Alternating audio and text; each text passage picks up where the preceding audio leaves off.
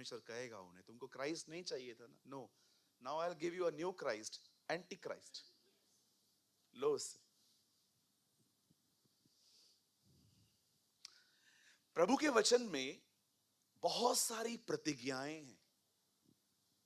There are so many promises in the Bible, बहुत सारी प्रतिज्ञाएं। उनमें से एक प्रतिज्ञा ये है, हमारी बाइबल कहती है छोटे से छोटा 1000 हो जाएगा। 1000, इसका मतलब क्या है? इसका मतलब है परमेश्वर आप जहां कहीं भी हो आपको वहां नहीं रहने देगा, वो आपको बढ़ाएगा, वो आपको ब्लेस करेगा, वो आपको आशीष देगा। हाँ, क्यों आशीष देगा? ताकि आप दूसरों के लिए आशीष बने। अब हमेशा याद रखना, prosperity always come with purpose. कभी भी प्रभु आपको जब देगा तो इसलिए नहीं देगा कि आपकी जिंदगी और ज्यादा लग्जरियस और ज्यादा ऐश और आराम से निकले। नो, बाइबल कहती है जब पतरस के पास पैसे आए तो पतरस ने वो कलीसिया में बांटे। परमेश्वर हमेशा आपको कुछ देगा, वो दूसरों के लिए देगा। अब उसको बहुत वाइसली खर्च करना है। ऐसे खड़े होके नहीं कहना है मेरे पास बहुत है, लूट लो।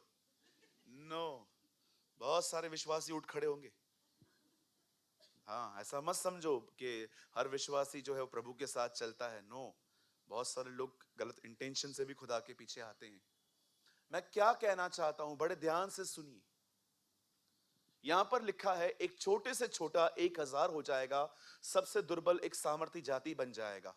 बड़े ध्यान से सुनिए। हमारी सबसे बड़ी प्रॉब्लम यह है, हम एक वचन को पकड़ के डिसाइड कर लेते हैं कि सिर्फ यही है। ये सबसे बड़ी मूर्खता है। कभी भी एक वचन को पकड़ के जिंदगी नहीं जी जाती। अगर परमेश्वर कहता है कि मैं ये करूंगा, तो परमेश्वर ने आपको भी कुछ कहा है, तू भी कर।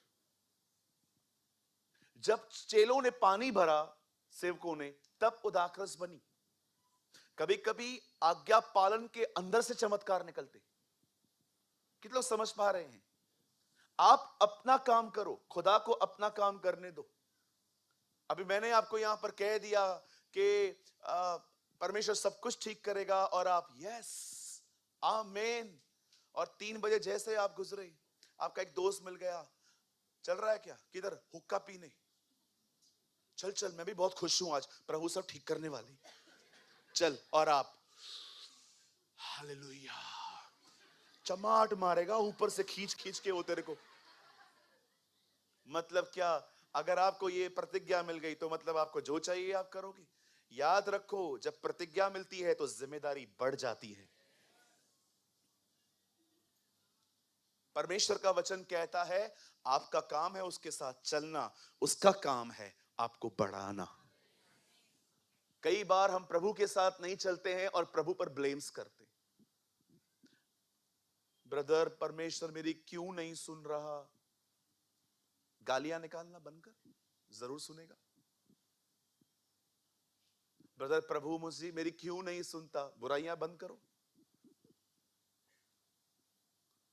एक बार एक भाई आया, ब्रदर आप वही वही बातें रोज करते हो। कौन सी बातें? वही हर संडे को एक ही बात सुनते हैं, कुड़कुड़ाओ मत, कुड़कुड़ाओ मत, कुड़कुड़ाओ मत। मैंने कहा मैं वही वही प्रचार करता हूं, तो तू भी तो वही वही करता है ना, तू बंद कर, मैं प्रचार बदलता हूं। खुद 1000 बार वही वही काम करें तो चलता है, लेकिन एक प्रचार सेम सेम हो। कई लोगों के सामने मैं बोलता हूं, आओ हम आज मत्ती 11:28, ए बोझ से दबे हुए लोग। आपको क्या लगता है आप स्कॉलर हो? आपको क्या लगता है आपने पीएचडी की है? आपको क्या लगता है आप पूरी बाइबल को जानते हो?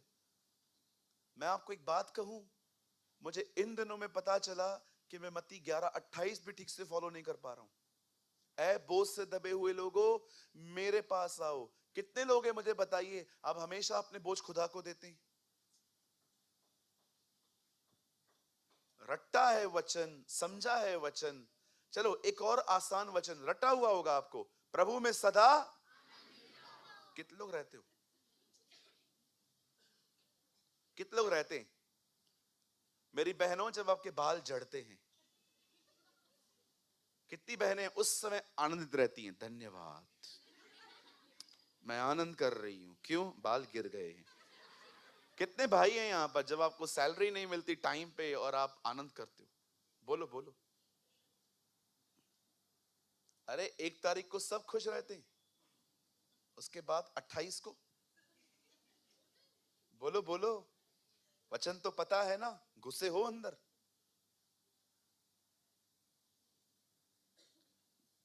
अच्छा लगता है ना ये सुनना, जब मैं कहता हूं दूसरे जब आशीषित होते हैं तो उसमें आनंद करो। लेकिन सच में जब दूसरे आशीषित होते हैं, क्या आप उसके साथ आनंद करते हो? समझो मैं किसी बहन को यहां पर बुलाऊं, इस बहन ने बहुत बड़े बड़े काम किए हैं, बहुत संभालती है, और बहुत सारी बहन।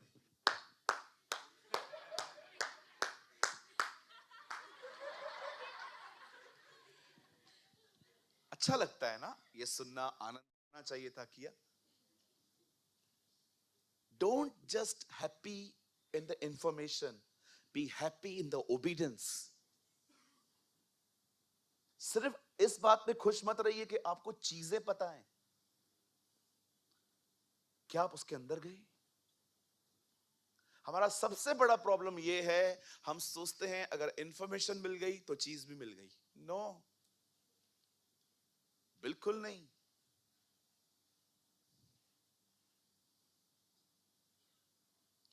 कितने लोगों ने लाइफ में सॉरी बोलना सीखा है?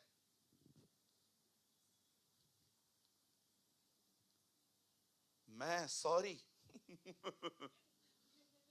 मैं सॉरी बुलवाती हूं, मैं सॉरी बुलवाता हूं। सॉरी बोलना सीखा है लाइफ में। SORRY। किसी से मैंने पूछा, उसने कहा यीशु ने कभी नहीं कहा, मैं भी क्यों कहूं, यीशु सिद्ध था। आप हो?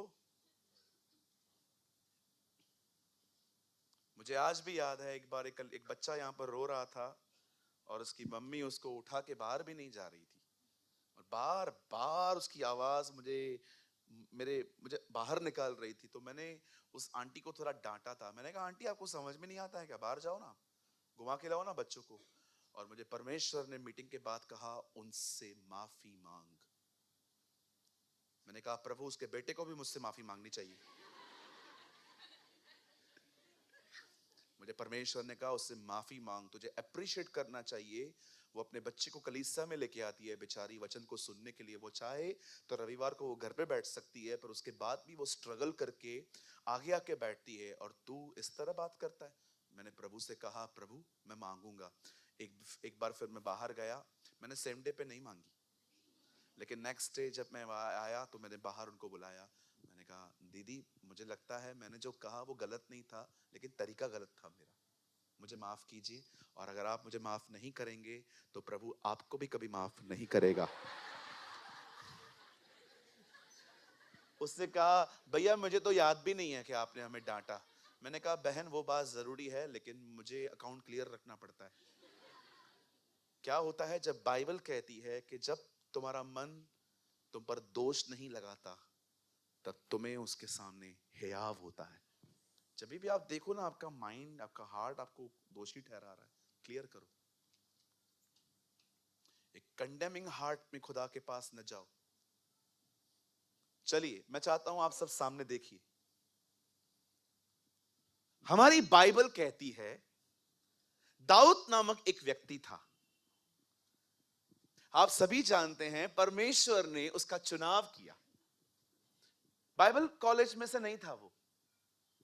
मैं बाइबल कॉलेज पढ़ने के खिलाफ भी नहीं हूं, जिसको जाना है जा सकते हैं, अच्छी बात है। लेकिन याद रखिए परमेश्वर आपकी बाइबल की डिग्री से ज्यादा इस बात को देखता है कि आपके दिल कैसे हैं। हालेलुया। दिल बहुत जरूरी है। अगर आप किसी को देख रहे हो और उसकी तरफ इंप्रेस हो रहे हो, तो उस टाइम पे दिल को पकड़ के उधर बिठाना है, चुप कर, शांत रहे, मार के उसको बिठाना है, क्योंकि आप चाहते हो कि आपके दिल में कोई भी गंदगी ना आए। परमेश्वर ऐसे लोगों से बहुत ज्यादा इंप्रेस होता है। You know the Bible says परमेश्वर ने उसका उपयोग, परमेश्वर ने पता है क्या किया, उस बंदे को चुना, और परमेश्वर ने इसके अच्छे दिल को देखकर चुना। आप जानते हैं एक टाइम ऐसा आता था, वो एक चरवाहा था, पर चरवाहे के अंदर एक खूबसूरत बात यह थी, दाऊद अपनी भेड़ों की रक्षा करना जानता था। जब भी दाऊद की भेड़ों को कोई भेड़िया उठा के लेके जाता था, बाइबल बताती है वो उसे फाड़ता था, वो उसे पकड़ता था। और दाऊद के पास एक गुलेर होती थी, कहिए गुलेर। दाऊद के पास एक गुलेर होती थी। एक दिन उसे गोलियत को देखा, और प्रभु का वचन कहता है उसे पत्थर लिया और पत्थर उसे मार के उसे मारा। क्या आपने इस बात को देखा? परमेश्वर ने एक छोटी सी चीज का उपयोग किया एक बहुत बड़े दानव को मारने के लिए। मैं क्या बोलने की कोशिश कर रहा हूं, बड़े ध्यान से सुनिए। जब आप प्रभु की उपस्थिति में रहते हैं, जब आप उसकी जिंदगी, आप उसके साथ जुड़े रहते हैं, कहिए जुड़ना, इसे कॉन्शियस एक्ट भी कहा जाता है। अपने मन को इनसाइड, आप अपने कॉन्शियस को उसकी तरफ फेर देते, अपना ध्यान वहां लगा देते। हे पवित्र आत्मा, पवित्र, you know this is a conscious act.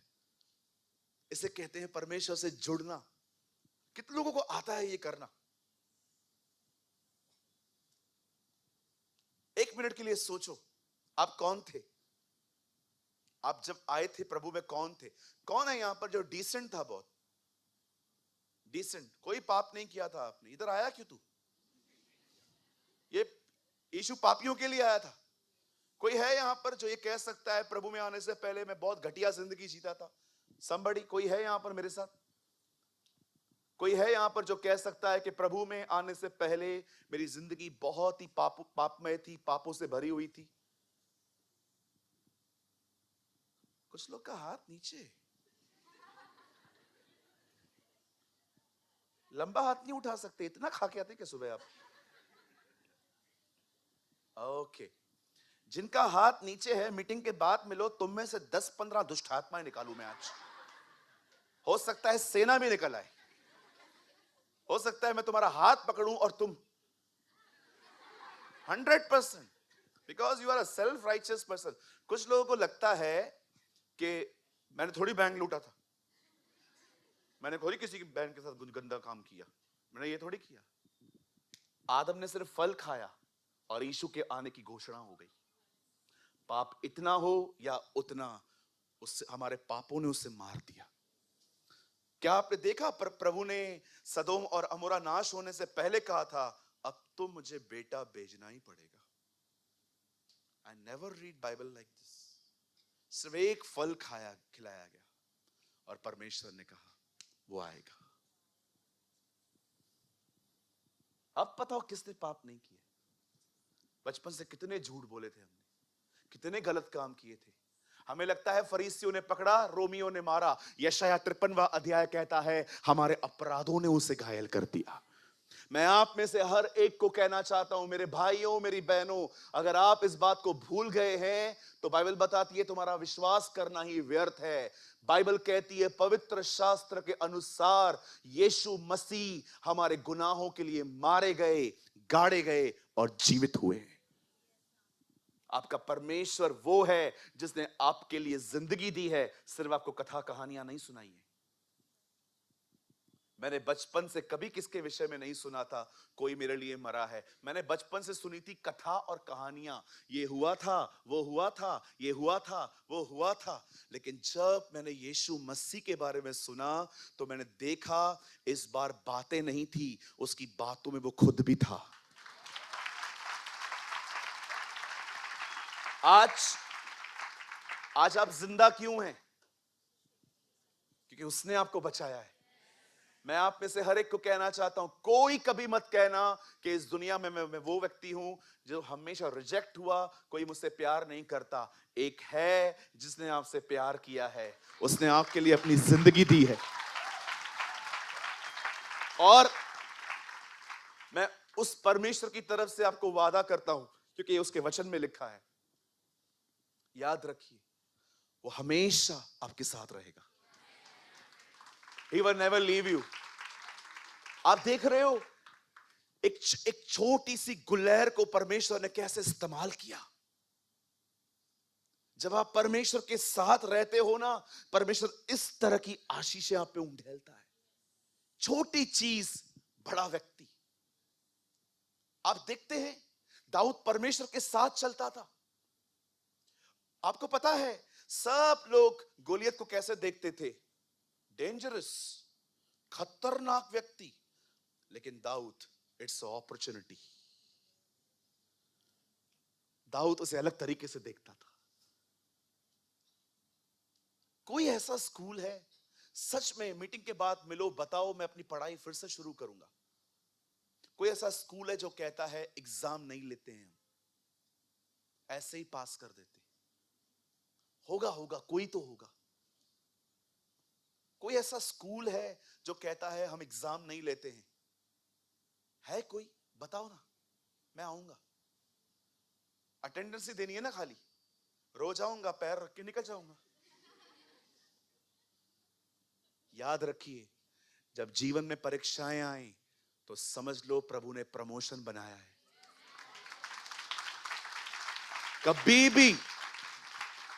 कभी भी लाइफ में ये मत सोच